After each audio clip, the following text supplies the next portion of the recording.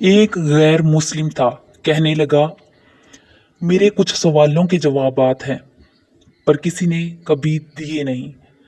तो जब उसने इतना बड़ा दावा किया कि अगर कोई मेरे सवालों का जवाब दे दे तो मैं मान जाऊंगा, फिर मुसलमानों ने कहा कि तूने बड़ा ही दावा कर दिया है, तू तो शय ही कोई नहीं। वहां तो बड़े बड़े मान गए, तो हमारे साथ हजरत अली मौला शेर खुदा के पास चल। तो उसने बड़े बड़े मुश्किल सवाल किए।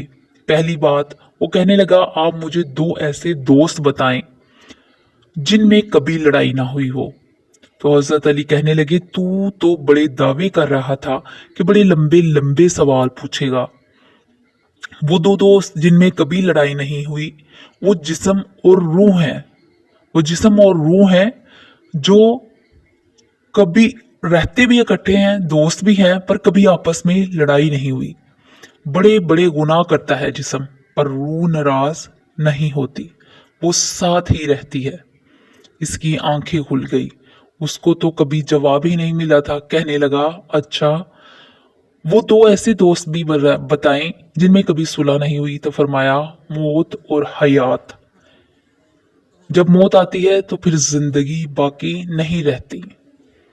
इनकी सुलह नहीं हो सकती, इकट्ठे रह ही नहीं सकते। अल्लाह अकबर। तो कहने लगा, तो ये तो कमाल हो गया। अबू जल खुल गया। कहने लगा, जी और पूछ लूं?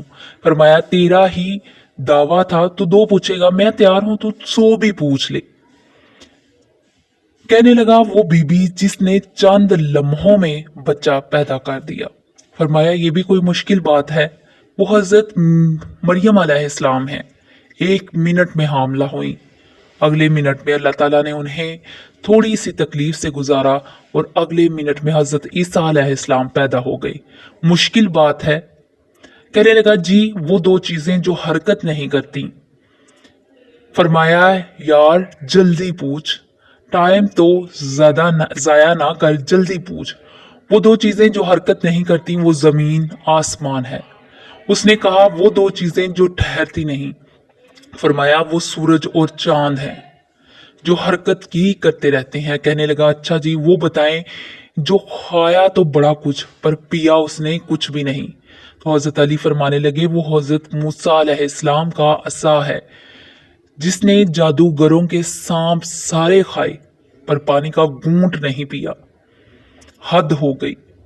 वो शख्स कहता है, अली के जवाब ने, मौला अली शेर खुदा के जवाबात ने मेरे अंदर हिजान पैदा कर दिया। मैंने फौरन कहा, बताएं वो शख्स जो कोई शय नहीं।